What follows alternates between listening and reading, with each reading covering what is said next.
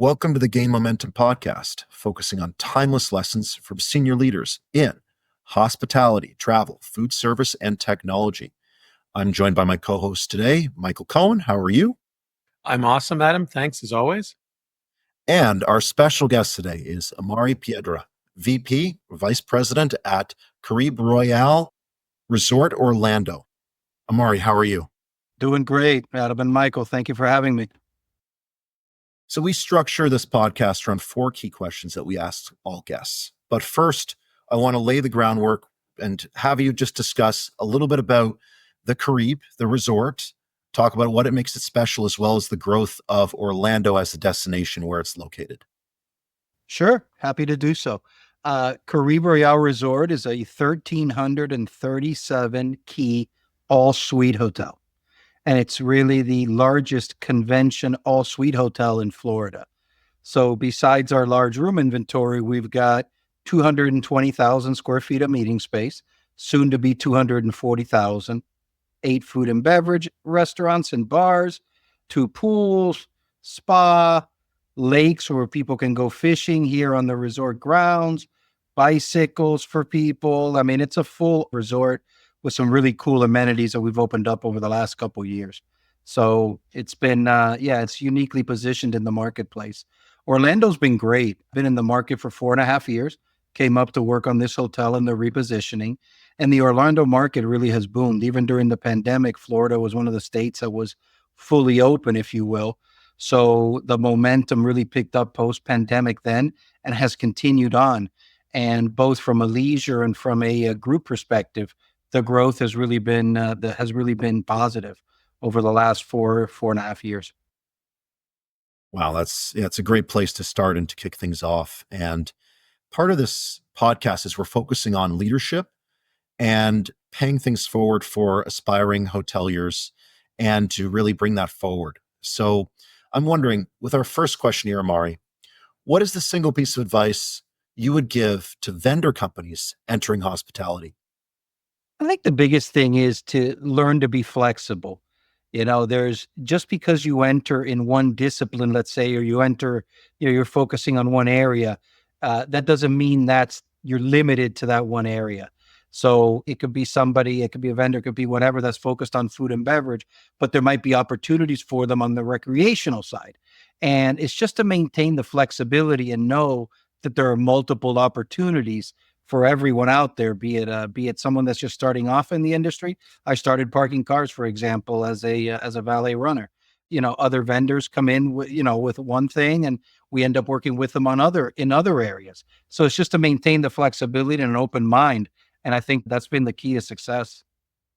I think, Amaury, it's interesting you mentioned that, but what I hear, what you said, when I digest it, it's about hospitality is about relationships. So flexibility also means about dialogue, listening, building relationships, and then, additional opportunities can present themselves because people like to work with good people in general, right? And the technology or the service or the product has to be great, but really, as we all know, hospitality the cliche is true in this case, where this is a people business.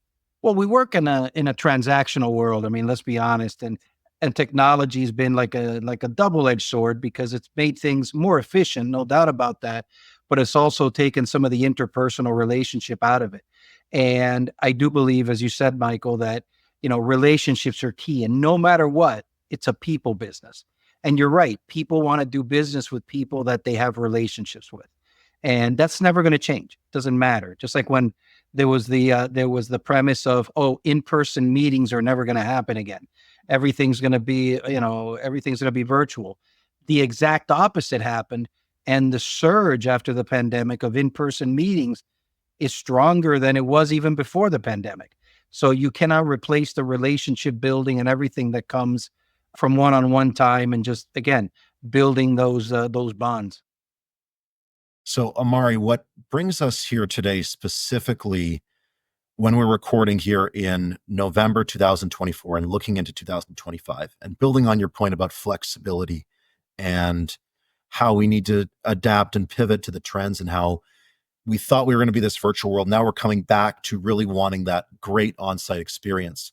What brings us here specifically today is the $140 million property reimagining. And I'm wondering if you could walk us through what was involved in that. When did it start? When did it finish? How did you design and guide the overall planning of it and the features, specifically looking at the new 1 bedroom and 2 bedroom villa products that you've launched? And then also, how did you organize the construction phases to remain open without compromising service delivery? Absolutely. So I started with more hair than I have now. But anyway, the we took a holistic look at the hotel. I was brought in by our ownership group, Sierra Land, to execute this reimagination. So we really took a look at where the opportunities for the hotel were in the marketplace. And it was pretty evident that we had a big opportunity to grow our group customer, our corporate group customer. And so we started putting everything together with that group customer in mind, also keeping in mind the needs of the leisure customer. But everything was done with that group customer in mind. So once we kind of knew what we needed from a programming standpoint, we worked with our architectural and design firms. Okay, now what does it need to look like? And what are those components? How are we going to make, we know we need a better, the suites were nice, but they needed to be better. So what does that mean? The meeting space. Yes, we had meeting space, but we needed more. Okay, what's that going to look like? And how do we tie the whole product together? And it took us about a year and a half to do that. And then at that point, it was, hey, let's just go forward and move forward and start the project. And our owners, as opposed to others during the pandemic that held back on projects, they said, no, let's go all in. That way, when we come out on the other side, we're ready to rock. And so project managers, myself, the team, we started working one tower at a time, and away we went. And it was really, I guess, 2.5 years worth of construction work. And the good news was that, we emerged on the other side and were able to launch the new Caribe Royale, if you will, very strongly. Wow. So, obviously that's a huge project. And I think it's the perfect segue into our second question, which is, what are some of the challenges or setbacks you've experienced when rolling out a new business expansion or partnership similar to or specifically this property reimagining? Yeah, absolutely. I mean, there was two phases to it. So there was the construction phase, and things were ordered from overseas. A lot of the furniture and whatever came from overseas. And I don't know if you remember the supply chain issues that happened. So we had containers that were delayed in places like Vietnam and in places like China. And we were finally having to negotiate to be able to get them on ships, and then we were trying to track those ships. We actually had a TV set up that looked, remember the old game Battleship, you know? And so we had like this TV, and we were monitoring the ships as they came across the different oceans. And it's like, why is that one stopped? Hold on, that one's going to the wrong place. And that whole supply chain and shipping was really a challenge during the pandemic and right after it. So I think, our teams did a great job, but it was just making sure that everything was here because it was large quantities of everything. So making sure that everything got here, and because we had suites ready to go, but we had no furniture. So then we had furniture and we had no TVs because those were on a different boat. So, that was probably the most stressful piece out of everything. The flip side to that was Caribe Royale was a solid 3 diamond hotel, but it wasn't playing in the 4 diamond marketplace, which is where we wanted to play in. So when we started approaching meeting planners, when we started approaching, potential partners to bring us business, it was a lot of education and awareness. And we knew that was going to happen. So as an independent, we really had to get out there and hit the road.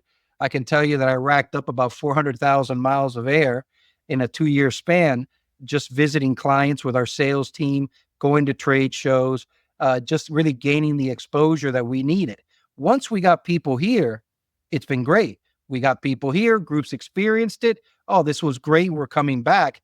And even right now, more than 50% of our group business is repeat business.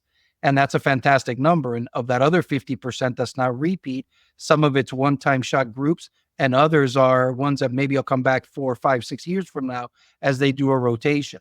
But it took us a couple of years to get the wind in our sails, if you will, and really earn our place in the meeting marketplace. But knock on wood, it's gone well. We've gotten rave reviews and a lot easier now than it was when we first kicked it off. Well, talk about being battle tested, right? I mean, my goodness, to have I'll say it, your owners and yourselves, somewhat it's the courage to move forward, knowing the situation of the pandemic and rolling the dice a little bit in regards to the fact that if we push the buttons now, we may come out of it. Like in hindsight, 2020, Amaury, right? Like, okay, smart decision in a troubling time. So, yeah. Our owners, I give them credit. They had the courage and the foresight to do it. We had a hotel. The company had a hotel in California that we sold to make sure we were able to finish the project here, but it's paid off exponentially. So, again, hindsight's easy, but it was definitely the right decision. And, it was a team decision. It was a team effort, but I always thank them for it. It's been great. So, Amaury, one other question to drill in a little bit more specific, having that foresight to look ahead to the trends and to touch base, we're talking about groups, and what a lot of people don't realize about groups is it's the base.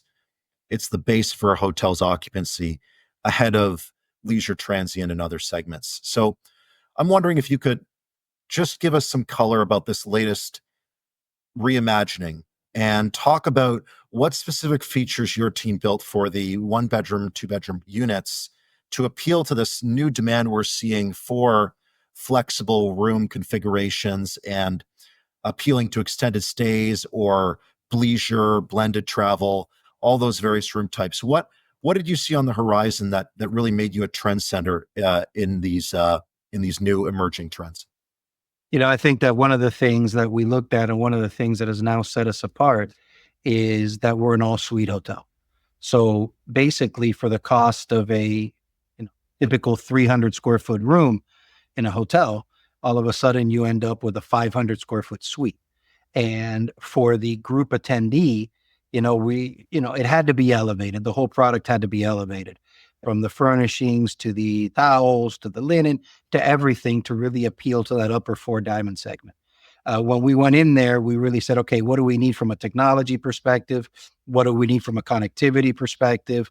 What do we need? We need the bandwidth of our broadband needed to be the best that it could be. And we've been able to maintain that, not just looking at what the best would be at that moment, but what's going to carry us through the next 2, 3, 4 years. And we went in there with that mindset. And then also, one of the things in Orlando, as you mentioned, Adam, is that bleisure business.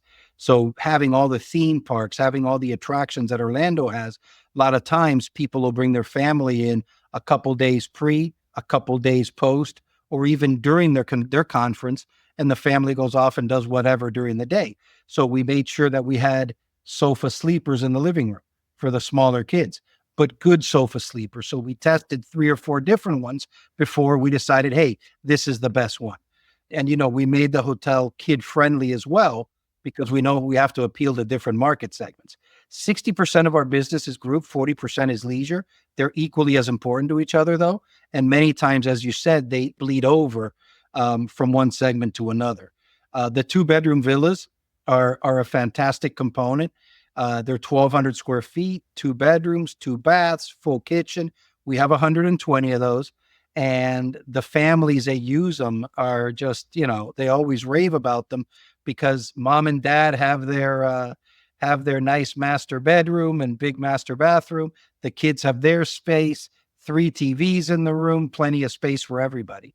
So even a lot of times during conventions, you got a wife and a couple kids, or you got a partner and a couple kids, whatever the case might be. It's just a fantastic place to stay because you have room for everybody. You're right next to the convention center. So it truly works.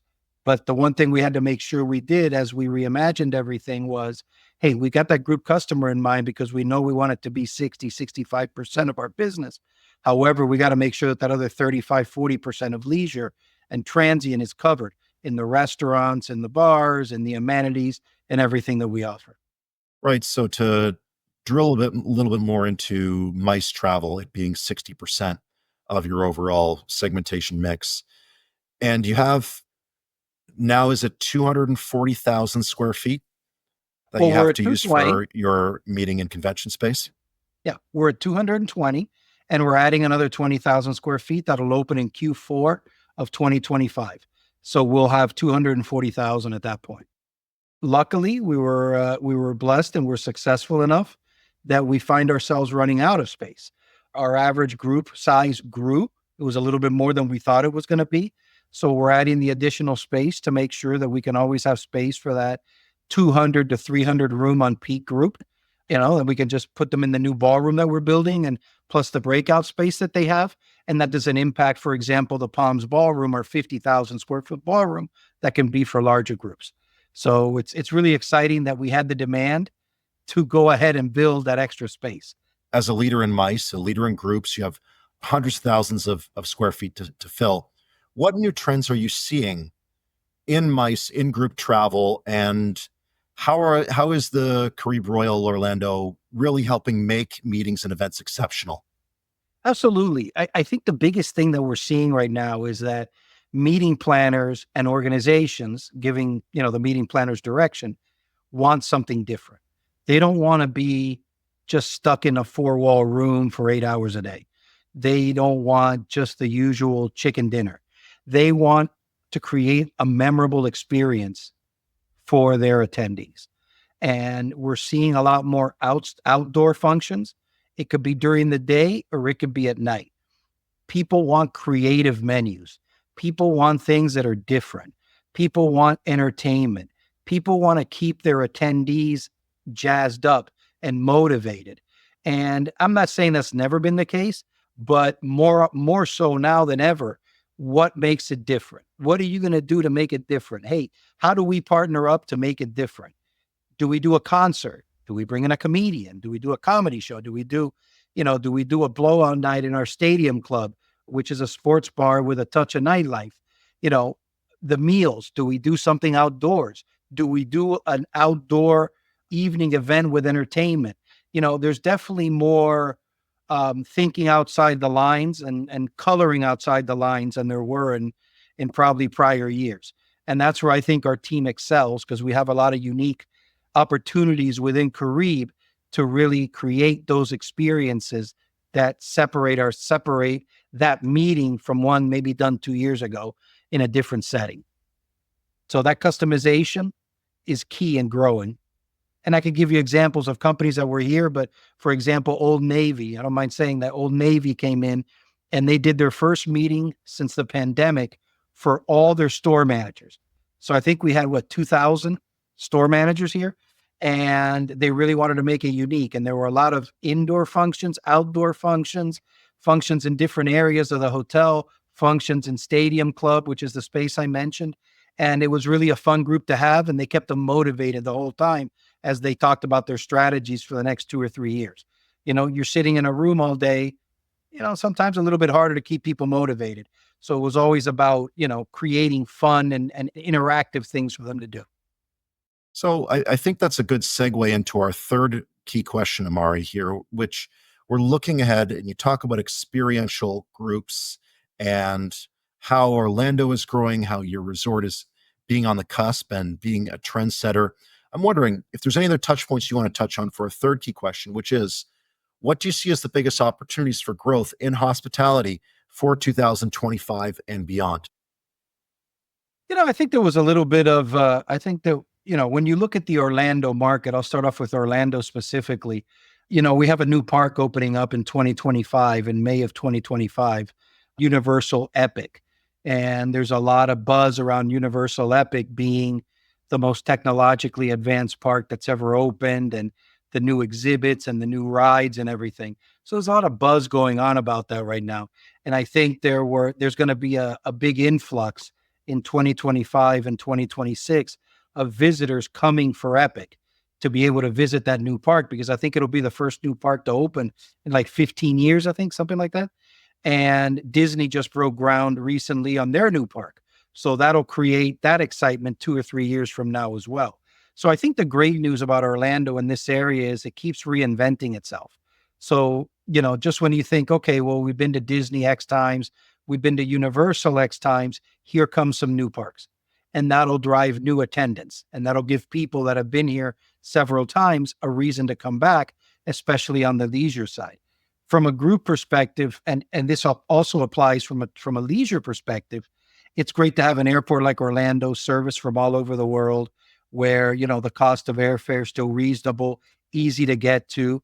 And then again, from a group standpoint, not only do you have the convention center and the hotels that can handle those large groups, but then there's so much to do for them, whether it's doing an outing to Disney Springs one night or taking the team to Epcot one night, which happens quite often, or now the new Epic Resort or all this. So there's a lot of opportunities for groups to do, that customized, individualized experience for their groups that may not be somewhere else. Over the last couple of years, we've seen a lot of domestic travel going to Europe just to experience Europe because they were kind of here domestically several years during the pandemic. But I think now with Epic and Disney rolling out their new resort a couple of years down the road, you're going to see a lot of that. Yeah, we went to Europe a couple of times. That's great. Now we're going to come back and visit some of the new attractions in the Orlando area. So we're bullish. The market keeps growing, and you see hotels either renovating or reimagining themselves or expanding, what have you. And exactly like what we're doing. And I think it's a good thing to see. At the end of the day, yes, while we all compete with each other, the more business that comes into the market, the better. Adam, I have a kind of a segue related-ish. Amaury, you have a very complex campus. There's lots going on. What tools do you guys use to manage, like hospitality intelligence tools, data? Do you have like master control of your guest room systems, lighting? I'm curious because I imagine because we've been doing this a long time, all of us. You have great vendors or great technology, but they're maybe in silos sometimes now. It's kind of hard to have the size of your property and the complexity of your property, which is a wonderful thing, also can build some challenges into managing it efficiently. Is that fair?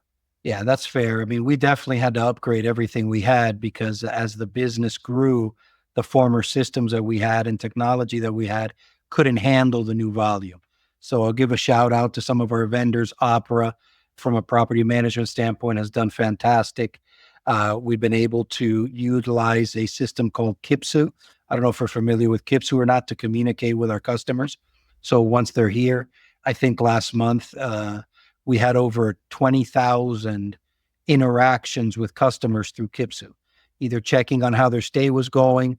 They're telling us, hey, this is great. What can we do for you? If we could get more towels, whatever the case might be. So it was about 19,000 touch points or communication points with customers. We also have a great system to just help us with our labor and making sure that we schedule the right amount of people at the right time. Hotel intelligence. And we've come a long way. So, we definitely work with our customers. Our vendors, we present, hey, this is what we need. What do you have that can help us? And really what we're looking for them is, help us with a solution. What is that solution that you can help us with? And yeah, that's how the relationships form. And we get information from various places, but yet it all kind of ties in together to make sure the guest stay is the best it can be. But at the same time, making sure we have the information that we need to be able to market to our customers and to be able to make sure we continue to build our database, which is very important. Hopefully that answers your question, Mike. Right. So sticking with the topic of... Yeah, perfect. Yeah. I have some ideas for you for a conversation later, but that's another time. Okay, good. Yeah. I mean, lots of ideas. And of course, Amaury, it's so good to hear you talk openly about your technology architecture that you have, because going forward, it's only going to be more and more technology that's required to diligently manage rooms, particularly with, without speaking specifically to the Florida market, but, labor overall is going to be in a pinch in various ways. And that will dictate that we need more and more technology. So with the theme of looking forward and knowing what your existing technology vendors are there any particular areas in hardware, software that really pique your interest and get you excited going forward?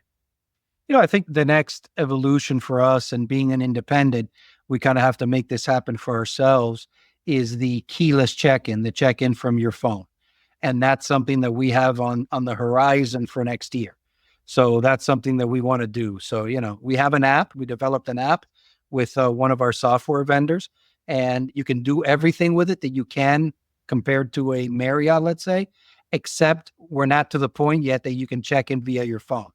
However, we are going to get there by next year. We wanted to make sure we took baby steps and that everything was working properly before we went to the next level.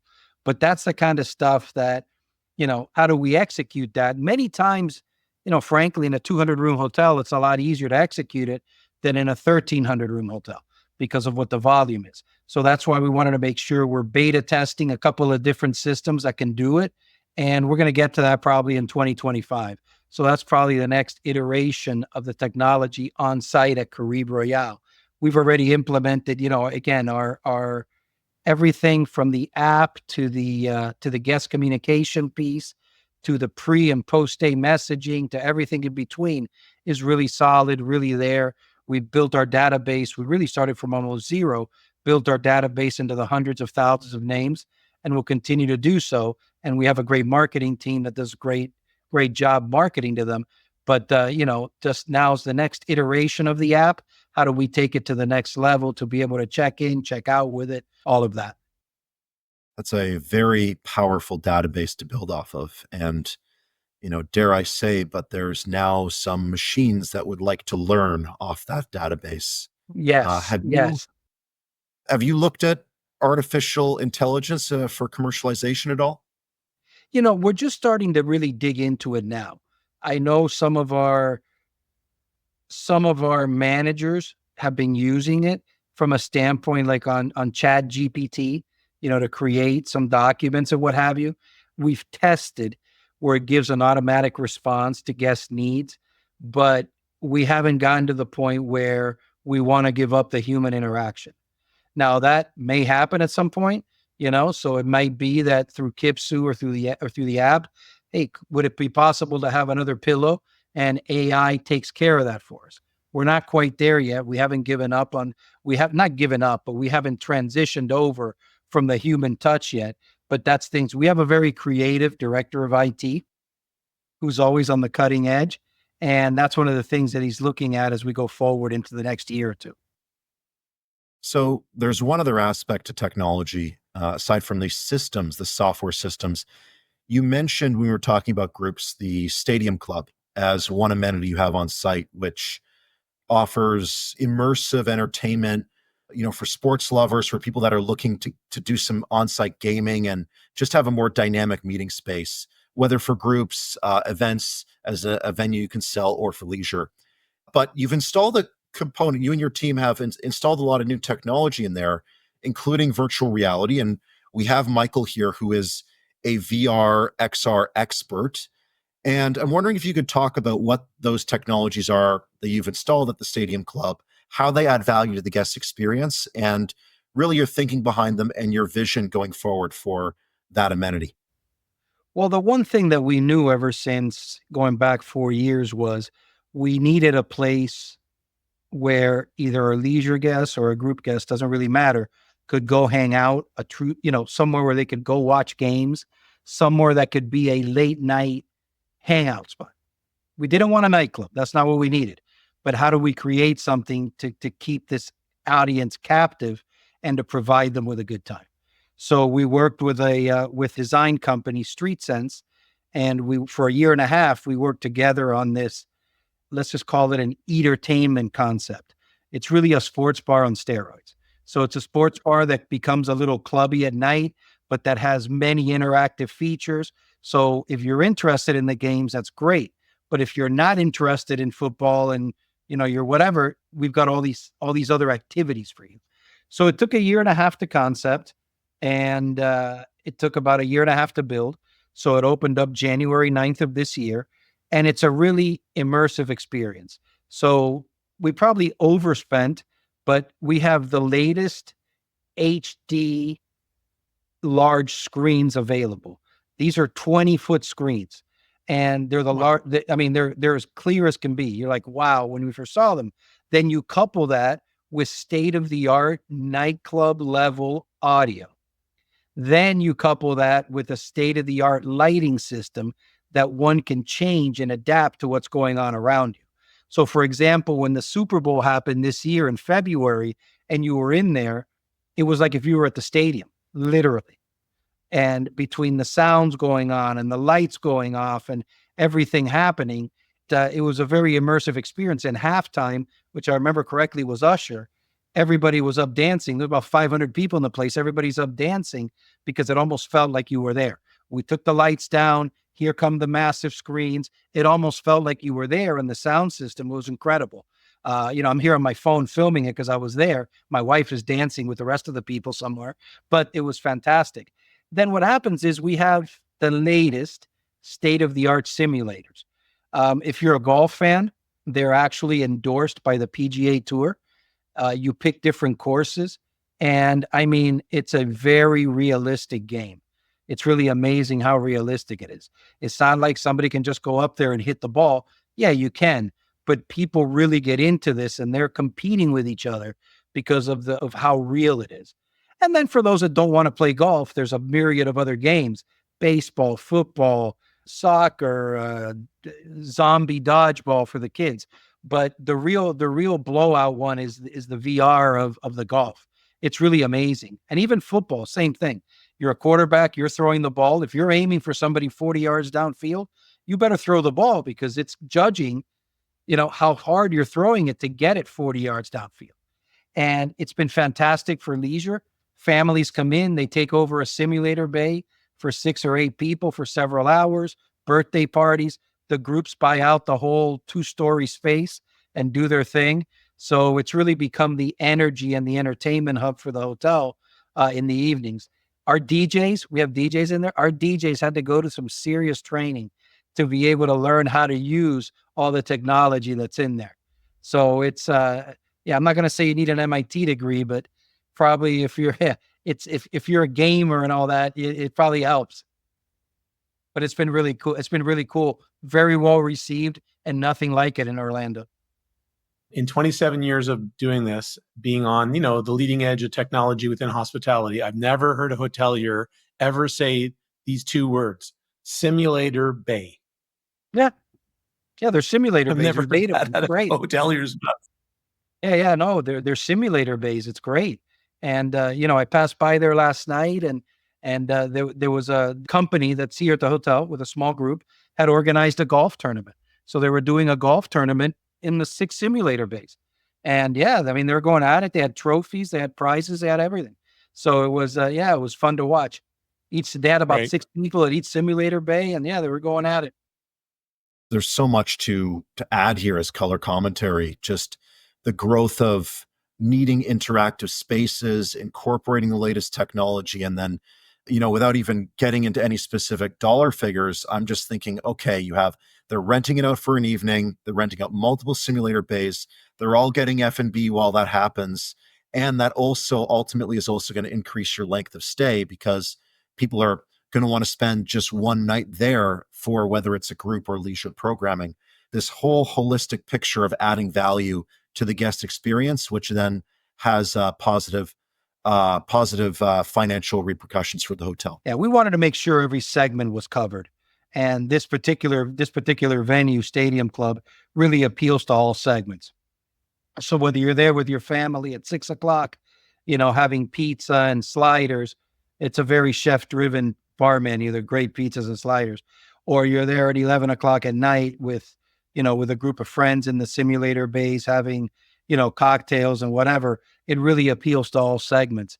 And, this is our first true football season, by the way, because we opened up right at the end of the last football season.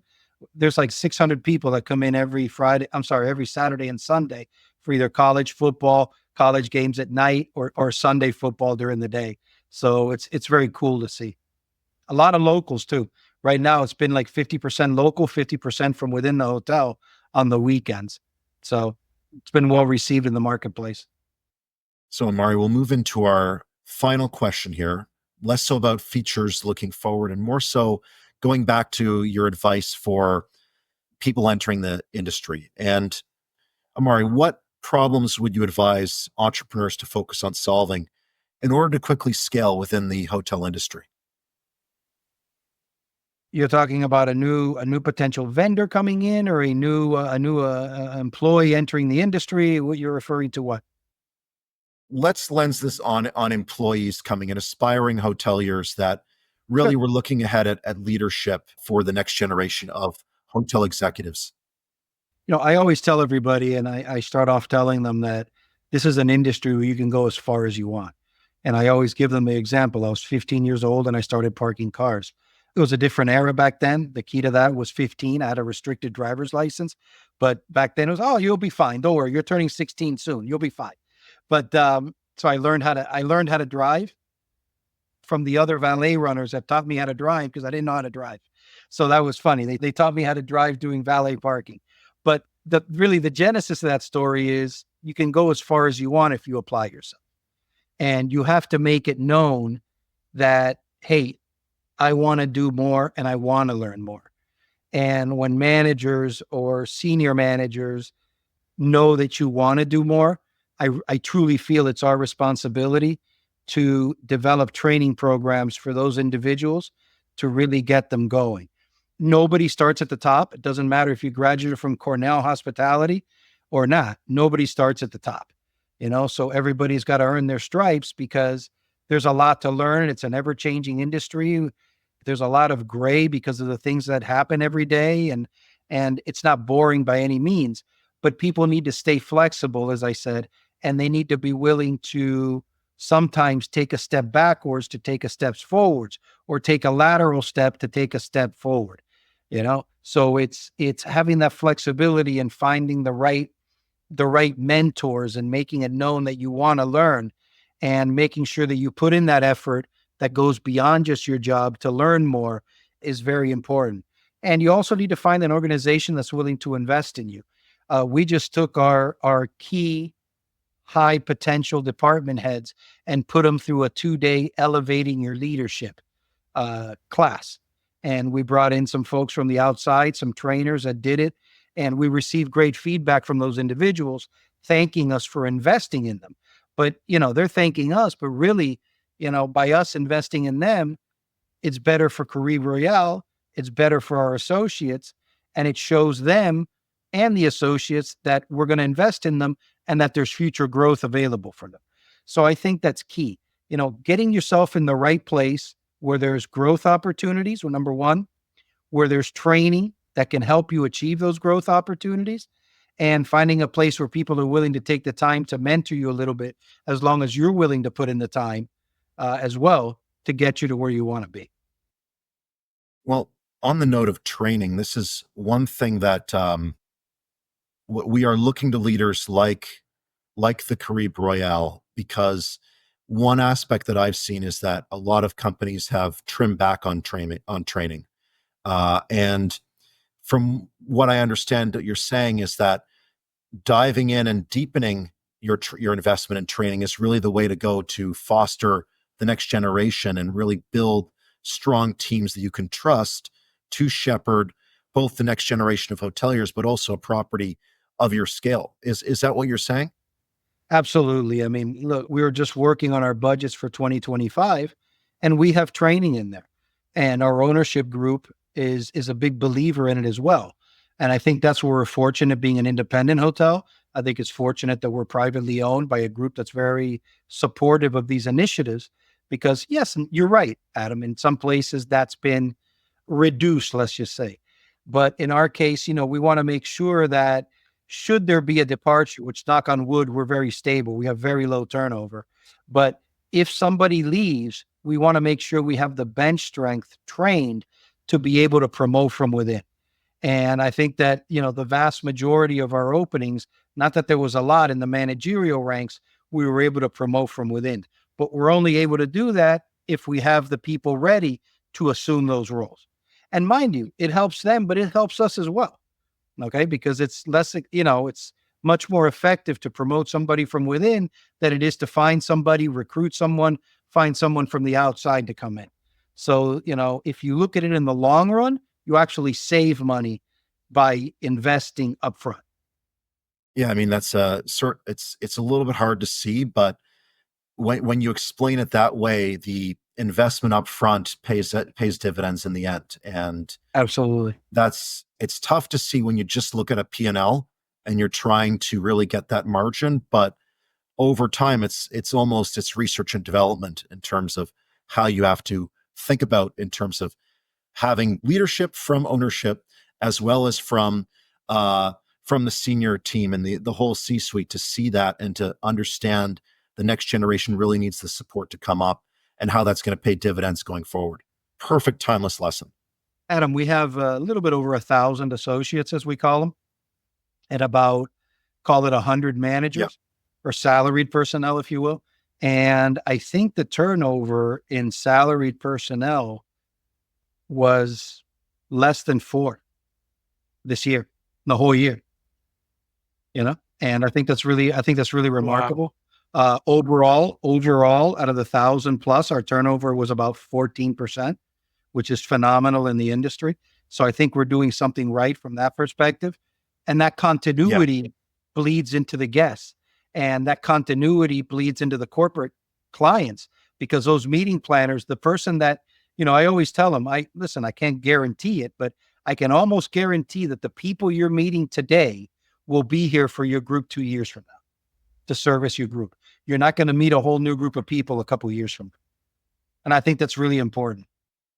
Yeah, it's a very important lesson to understand, but those are phenomenal numbers from a turnover perspective, well below industry benchmarks. So, it really is an example to follow. Amaury, It's not hard, just do the right thing. It's been a fantastic conversation, particularly ending it off with just the timeless lesson that you shared about investing in your teams and really understanding that we talked about technology, we talked about the new rooms product, the property improvement plan, but it still is always about teams. Yeah, absolutely. Thank you. No, thank you, both of you, for having me on. And I appreciate your time, and anything you ever need, please let me know. Here to serve. Of course. Thank you both. Thanks, Amaury. Thanks for listening to the Gain Momentum podcast. To stay up to date, make sure to follow or subscribe wherever you get your podcasts. For more information about Gain Advisors, head to gainadvisors.com.